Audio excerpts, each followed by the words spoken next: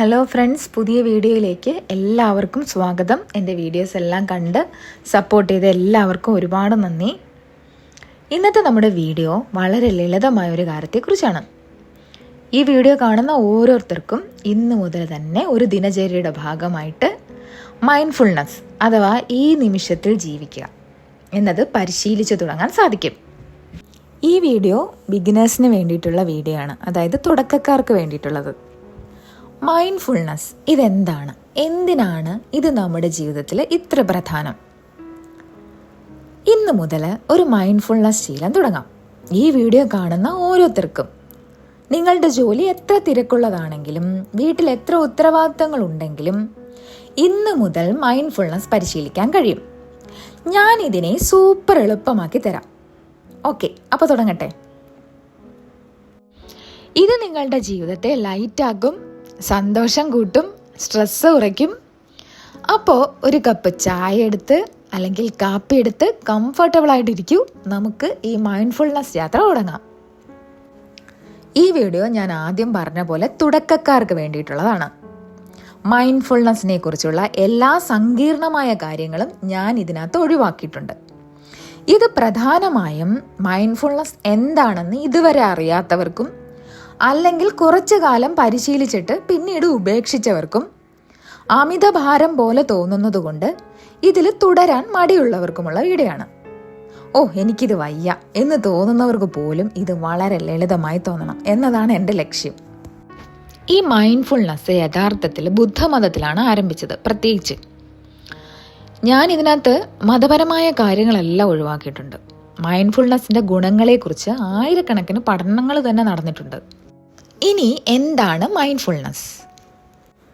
അതിൻ്റെ ഏറ്റവും ലളിതമായ രൂപത്തിൽ മൈൻഡ്ഫുൾനെസ് എന്നത് ഇപ്പോഴത്തെ നിമിഷത്തിലേക്ക് നമ്മുടെ മനസ്സിൻ്റെ ശ്രദ്ധ കൊണ്ടുവരിക എന്നതാണ്. നമ്മുടെ പഞ്ചേന്ദ്രിയങ്ങൾ കാഴ്ച, ശബ്ദം, സ്പർശം, രുചി, ഗന്ധം ഇവയിലേക്കോ അല്ലെങ്കിൽ നമുക്ക് എല്ലാ നിമിഷവും ഉണ്ടാകുന്ന ശ്വാസത്തിലേക്കോ ശ്രദ്ധ കേന്ദ്രീകരിക്കുക. ഇങ്ങനെയാണ് ഇത് ആരംഭിക്കുന്നത്. നോക്കൂ, അടിസ്ഥാനപരമായിട്ട് നമുക്ക് ഇപ്പോൾ അതായത് നൗ, ഭാവി അതായത് ഫ്യൂച്ചർ, കഴിഞ്ഞ കാലം അതായത് പാസ്റ്റ് എന്നിങ്ങനെ 3 സമയങ്ങളുണ്ട്. സാധാരണയായിട്ട് സംഭവിക്കുന്നത് നമ്മൾ ഈ നിമിഷത്തിൽ ശ്രദ്ധ കേന്ദ്രീകരിക്കുന്നു, എന്നിട്ട് പെട്ടെന്ന് ഭാവിയിലേക്ക് പോകുന്നു. ഉദാഹരണത്തിന്, ഇന്നിപ്പോൾ എന്തായിരിക്കും കഴിക്കാനുണ്ടാവുക, അല്ലെങ്കിൽ ഞാൻ എന്താണ് ഉച്ചയ്ക്ക് കഴിക്കണ്ടേ, ദൈവമേ ഞാനത് ബാഗിൽ വെച്ചോ എന്നിങ്ങനെയുള്ള ചിന്തകൾ വരും. എന്നിട്ട് നമ്മൾ വീണ്ടും ഈ നിമിഷത്തിലേക്ക് വരുന്നു. ഇത് ഏകദേശം ഇങ്ങനെ ഇരിക്കും. പിന്നെ ചിലപ്പോൾ നമ്മൾ കഴിഞ്ഞ കാലത്തിലേക്ക് പോകും. കഴിഞ്ഞ ആഴ്ച അവളോട് അങ്ങനെ പറയണ്ടായിരുന്നു, ദൈവമേ അത് വേണ്ടായിരുന്നു, നാണക്കേടായി, ഞാനതെങ്ങനെ ചെയ്തു, ഇനി അത് ആവർത്തിക്കാതിരുന്നാൽ മതിയായിരുന്നു എന്നിങ്ങനെ ചിന്തിച്ച് വീണ്ടും നമ്മൾ ഈ നിമിഷത്തിലേക്ക് വരുന്നു. വീണ്ടും നമ്മൾ ഭാവിയിലേക്ക് പോകും. അടുത്ത ആഴ്ചത്തെ പരീക്ഷ എങ്ങനെയായിരിക്കും, ഞാൻ അതിനകത്ത് വിജയിക്കുമോ, ഞാൻ തോറ്റാൽ എന്ത് സംഭവിക്കും, ദൈവമേ ഞാൻ എൻ്റെ പേരൻസിനോട് ഇതിനെക്കുറിച്ച് എങ്ങനെ പറയും. അങ്ങനെ നമ്മുടെ തലച്ചോറ് ഏകദേശം ഇങ്ങനെ കറങ്ങിക്കൊണ്ടേയിരിക്കും. കഴിഞ്ഞ കാലത്തിലേക്കും ഭാവിയിലേക്കും ഇങ്ങനെ മാറി മാറി സഞ്ചരിക്കും. നമുക്ക് ഇങ്ങനെ പറയാം, നമ്മൾ നമ്മുടെ സമയം മുഴുവൻ ഭാവിയിലെ കാര്യങ്ങളെക്കുറിച്ച് ചിന്തിക്കുകയാണെങ്കിൽ തെറ്റായി സംഭവിക്കാവുന്ന കാര്യങ്ങൾ ദുരന്ത ചിന്തകൾ, അങ്ങനെ നമുക്ക് അതിനെ ഉത്കണ്ഠ എന്നും ആകാംക്ഷ അതായത് ആൻസൈറ്റി എന്നൊക്കെ പറയാം. അതുപോലെ നമ്മൾ നമ്മുടെ സമയം മുഴുവൻ കഴിഞ്ഞ കാലത്തെക്കുറിച്ച് അതായത് കഴിഞ്ഞുപോയ തെറ്റുകളെക്കുറിച്ചും നമ്മൾ ചെയ്ത മണ്ടത്തരങ്ങളെക്കുറിച്ചും ചിന്തിക്കുകയാണെങ്കിൽ അതിനെ നമുക്ക് വിഷാദം അതായത് ഡിപ്രഷൻ അല്ലെങ്കിൽ വിഷാദ ചിന്തകളെന്ന് വിശേഷിപ്പിക്കാം. ഇവിടെ ആശയം എന്തെന്നാൽ നമ്മൾ കൂടുതൽ സമയം കഴിഞ്ഞ കാലത്തിലോ ഭാവിയിലോ ചെലവഴിക്കാൻ ആഗ്രഹിക്കുന്നില്ല. നമ്മൾ നമ്മുടെ ശ്രദ്ധയുടെ ഭൂരിഭാഗവും ഈ നിമിഷത്തിൽ ഇപ്പോൾ ഇവിടെ ചെലവഴിക്കാൻ ആഗ്രഹിക്കുന്നു. മൈൻഡ്ഫുൾനെസ് എന്നാൽ ഈ നിമിഷത്തിലേക്ക് വീണ്ടും കണക്ട് ചെയ്യുന്നതിനെ കുറിച്ചാണ്, നമ്മുടെ ശ്രദ്ധയെ തിരികെ കൊണ്ടുവരുന്നതിനെ കുറിച്ചാണ്. കാരണം ഈ നിമിഷത്തിലാണ് നമുക്ക് മാറ്റങ്ങൾ വരുത്താൻ സാധിക്കുന്നത്. നമുക്ക് ജീവിതം ശരിക്കും ജീവിക്കണമെങ്കിൽ ഈ നിമിഷത്തിൽ സന്നിഹിതരായിരിക്കണം, അതിനെക്കുറിച്ച് ബോധവാന്മാരായിരിക്കണം. നമുക്കെല്ലാവർക്കും മൈൻഡ്ഫുൾനെസ് അല്ലാത്ത അനുഭവങ്ങളൊക്കെ ഉണ്ടായിട്ടുണ്ട്. ചില സമയത്ത് അത് സഹായകരമാണ്. ഉദാഹരണത്തിന് ഒരു വലിയ കാർ യാത്ര അല്ലെങ്കിൽ ഒരു ട്രെയിൻ യാത്ര. ആ യാത്രയിൽ നിങ്ങൾ അത്താഴത്തിന് ഇപ്പോൾ എന്തായിരിക്കും ഉണ്ടാക്കേണ്ടത് എന്നൊക്കെ ചിന്തിക്കാം. അല്ലെങ്കിൽ സ്ഥിരം നമ്മൾ സ്കൂളിൽ പോകുന്ന ബസ്സിൽ പോകുമ്പോൾ കഴിഞ്ഞ പാർട്ടി നല്ല രസമായിരുന്നല്ലോ എന്നൊക്കെ ഓർക്കാം. ചില സമയങ്ങളിൽ അത്ര മൈൻഡ്ഫുൾനെസ് ഒന്നും വേണമെന്നൊന്നുമില്ല. അതായത് ചില സമയങ്ങളിൽ അത്ര മൈൻഡ്ഫുൾനെസ് അല്ലാത്തത് കൊണ്ട് കുഴപ്പമില്ല. എന്നാൽ നമ്മൾ നമ്മുടെ സമയത്തിൻ്റെ ഭൂരിഭാഗവും ഭാവിയിലേക്ക് വലിച്ചിഴക്കപ്പെടുകയോ കഴിഞ്ഞ കാലത്തിലേക്ക് വലിച്ചിഴക്കപ്പെടുകയോ ചെയ്താൽ നമ്മൾ ശരിക്കും നമ്മുടെ ജീവിതം ജീവിക്കുകയല്ലല്ലോ, അല്ലേ? ഇനി നിങ്ങളുടെ ശ്രദ്ധയെ തിരിച്ചു കൊണ്ടുവരാനുള്ള നിങ്ങളുടെ കഴിവ് വർദ്ധിപ്പിക്കാൻ സഹായിക്കുന്ന 3 ലളിതമായ പരിശീലനങ്ങൾ ഞാൻ നിങ്ങൾക്ക് പറഞ്ഞുതരാം. ഒരു കാര്യം ശ്രദ്ധിക്കുക, മൈൻഡ്ഫുൾനെസ് എന്നാൽ നിങ്ങളുടെ മനസ്സിനെ ചിന്തകളിൽ നിന്നും പൂർണ്ണമായിട്ടും ഒഴിവാക്കുക എന്നല്ല.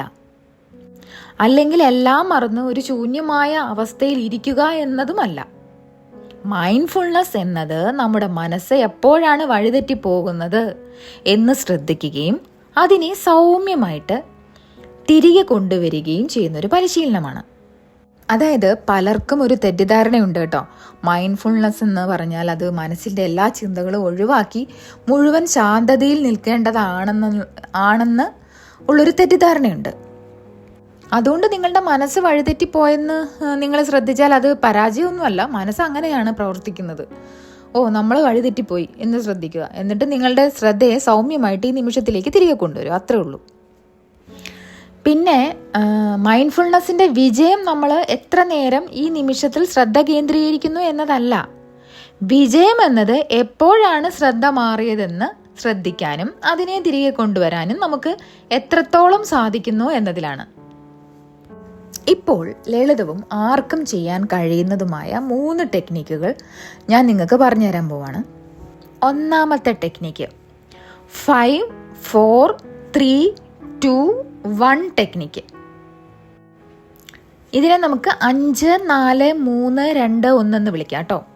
ഇത് ഏകദേശം 30 സെക്കൻഡ് മുതൽ 1 മിനിറ്റ് വരെ എടുക്കുന്ന വളരെ നല്ലൊരു ടെക്നിക്കാണ്. ഇത് നിങ്ങളുടെ 5 ഇന്ദ്രിയങ്ങളുമായിട്ട് നിങ്ങളെ ബന്ധിപ്പിക്കുന്നു. പെട്ടെന്ന് നിങ്ങൾക്കൊരു റീസെറ്റ് ആവശ്യമുണ്ടെങ്കിൽ ഇത് വളരെ നല്ലതാണ്. നിങ്ങളുടെ മനസ്സ് വഴിതെറ്റി എന്ന് നിങ്ങളുടെ ശ്രദ്ധയിൽപ്പെട്ടാൽ, ശ്രദ്ധ കേന്ദ്രീകരിക്കാൻ ബുദ്ധിമുട്ടുണ്ടെങ്കിൽ, അതായത് നിങ്ങളുടെ മനസ്സ് വഴിതെറ്റിപ്പോയി എന്ന് നിങ്ങൾക്ക് മനസ്സിലായി, നിങ്ങളുടെ മനസ്സിനെ തിരിച്ച് നിങ്ങൾക്ക് ഈ ഒരു നിമിഷത്തിലേക്ക് കൊണ്ടുവരണം. അങ്ങനെയാണെങ്കിൽ നിങ്ങളുടെ ശരീരത്തിൽ വീണ്ടും നിങ്ങൾക്ക് ശ്രദ്ധ കേന്ദ്രീകരിക്കാൻ ഇത് സഹായിക്കും. അതെങ്ങനെയാണ് ചെയ്യേണ്ടതെന്ന് പറയാം. നമ്മൾ ഇരിക്കുന്ന സ്ഥലത്ത് ഇരുന്നു കൊണ്ട്, അതായത് നിൽക്കുകയാണെങ്കിൽ നിന്നുകൊണ്ട്, അല്ലെങ്കിൽ ഇരിക്കുകയാണെങ്കിൽ ഇരുന്നുകൊണ്ട് ചുറ്റും നോക്കുക. നമുക്ക് കാണാൻ കഴിയുന്ന 5 കാര്യങ്ങൾ തിരഞ്ഞെടുക്കുക. ഉദാഹരണത്തിന് എനിക്കിത് കാണാം. ഒരു വെള്ളത്തിൻ്റെ കുപ്പി, കാർപ്പറ്റ്, ചെയറ്, ബുക്ക്, പേന. അടുത്തതായിട്ട് നിങ്ങൾക്ക് സ്പർശിക്കാൻ കഴിയുന്ന 4 കാര്യങ്ങൾ, അതായത് നിങ്ങളുടെ ശരീരത്തിൽ ഇപ്പോൾ അനുഭവപ്പെടുന്ന 4 സ്പർശന അനുഭവങ്ങൾ ശ്രദ്ധിക്കുക. അതായത് എൻ്റെ കാല് നിലത്ത് അമരുന്നത് എനിക്ക് അനുഭവിക്കാൻ സാധിക്കുന്നു. ഈ കുഷ്യനിൽ ഇരിക്കുന്നത് എനിക്ക് അനുഭവിക്കാൻ സാധിക്കുന്നു. എൻ്റെ മുടി എൻ്റെ തോളിൽ തട്ടുന്നത് എനിക്ക് അനുഭവിക്കാൻ സാധിക്കുന്നു. എൻ്റെ മാല എൻ്റെ സ്കിന്നിനോട് ചേർന്ന് കിടക്കുന്നത് എനിക്ക് അനുഭവിക്കാൻ സാധിക്കുന്നു. അടുത്തതായിട്ട് നിങ്ങൾക്ക് കേൾക്കാൻ കഴിയുന്ന 3 കാര്യങ്ങൾ ശ്രദ്ധിക്കുക. എനിക്ക് ഈ AC-യുടെ ചെറിയൊരു സൗണ്ട് കേൾക്കാം. പുറത്ത് മഴയുടെ ഒരു നേരിയ ശബ്ദം കേൾക്കാം. ഈ മുറിയുടെ പുറത്തായിട്ട് അകലെ ആരുടെയോ ഒരു ശബ്ദം കേൾക്കുന്നുണ്ട്. ഇനി നിങ്ങൾക്ക് മണക്കാൻ കഴിയുന്ന 2 കാര്യങ്ങൾ. എൻ്റെ സ്കിന്നിലുള്ള ജവാദിൻ്റെ മണം, എൻ്റെ തൊട്ടടുത്തായിട്ട് നിൽക്കുന്ന എൻ്റെ പൂച്ചയുടെ ഒരു മണവും എൻ്റെ മൂക്കിലടിക്കുന്നുണ്ട്. അവസാനമായിട്ട് നിങ്ങൾക്ക് രുചിക്കാൻ കഴിയുന്നൊരു കാര്യം. എൻ്റെ വായിൽ ഉമിനീര് ഇതിൻ്റെ രുചി വിവരിക്കാനൊന്നും എനിക്കറിയില്ല, പക്ഷേ അതാണ് ഞാൻ അനുഭവിക്കുന്നത്. ഈ 5 4 3 2 1 എന്ന ടെക്നിക്കിനെ കുറിച്ച് എനിക്ക് ഇഷ്ടപ്പെട്ടൊരു കാര്യം എന്തെന്നാൽ ഇത് ലളിതമാണ്. ആർക്കും ഇത് ചെയ്യാൻ കഴിയും, എവിടെയും എപ്പോഴും ഇത് ചെയ്യാം. ഇത് വളരെ വേഗത്തിലുള്ളൊരു കാര്യമാണ്. പിന്നെ ഈ ഒരു ടെക്നിക്കിനുള്ളൊരു പ്രശ്നം എന്താണെന്ന് വെച്ചാൽ നമ്മുടെ മനസ്സിങ്ങനെ മറ്റുള്ള ചിന്തയിലോട്ട് ഇങ്ങനെ പോയി കഴിഞ്ഞാൽ നമുക്ക് ഈ ഒരു കാര്യം ചെയ്യാൻ സാധിക്കില്ല.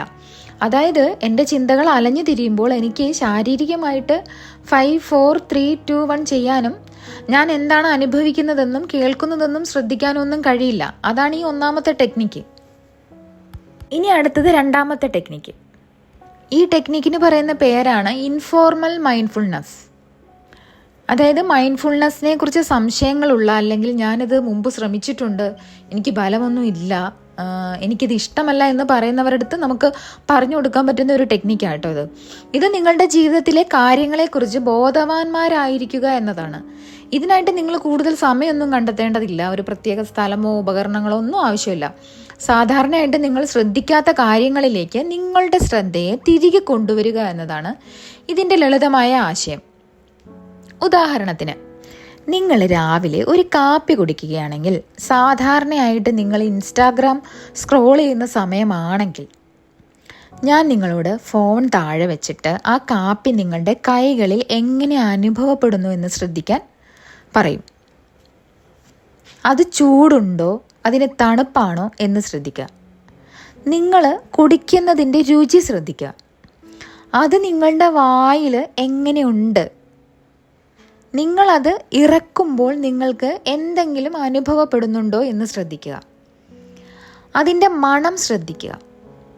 അത് കട്ടിയുള്ളതാണോ അതോ ദ്രാവക രൂപത്തിലുള്ളതാണോ എന്ന് ശ്രദ്ധിക്കുക.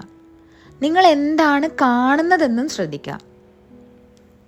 നിങ്ങൾക്കിത് 1 മിനിറ്റിനുള്ളിൽ പോലും ചെയ്യാൻ കഴിയും.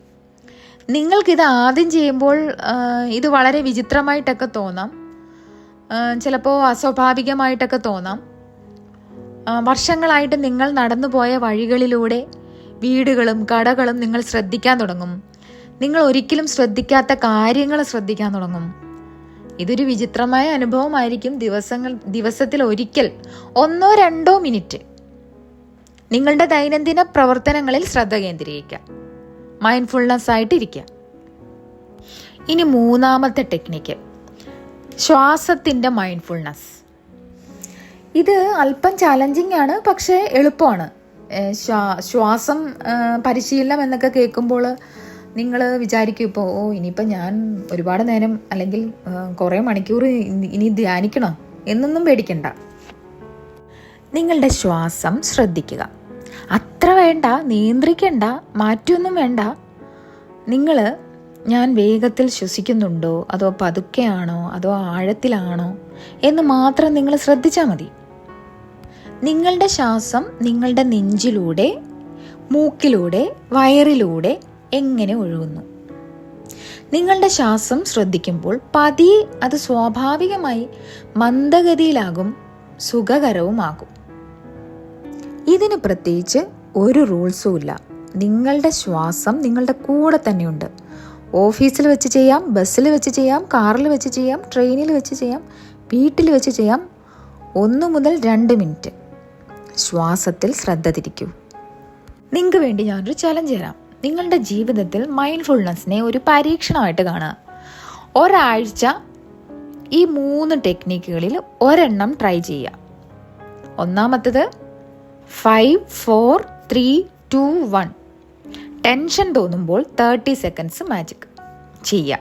ഒന്നാമത്തെ. ഇനി രണ്ടാമത്തെ ഇൻഫോർമൽ മൈൻഡ്ഫുൾനെസ്, അതായത് 1 തൊട്ട് 2 മിനിറ്റ് നിങ്ങളുടെ പ്രവൃത്തിയിൽ ശ്രദ്ധിക്കുക എന്നത്. മൂന്നാമത്തെ ശ്വാസ പരിശീലനം, 1 മിനിറ്റ് നിങ്ങളുടെ ശ്വാസം ശ്രദ്ധിക്കുക, അല്ലെങ്കിൽ 2 മിനിറ്റ്. നിങ്ങളുടെ അനുഭവം എന്തായിരുന്നു? കമൻറ്റിൽ എഴുതുക, ലൈക്ക് ചെയ്യുക, സബ്സ്ക്രൈബ് ചെയ്യാത്തവർ സബ്സ്ക്രൈബ് ചെയ്യുക. നിങ്ങളുടെ ജീവിതം ലൈറ്റായും ഫ്രീ ആയും തോന്നാൻ ഇന്ന് മുതൽ മൈൻഡ്ഫുൾനെസ് തുടങ്ങുക. അടുത്ത വീഡിയോയുമായി വീണ്ടും കാണാം. താങ്ക്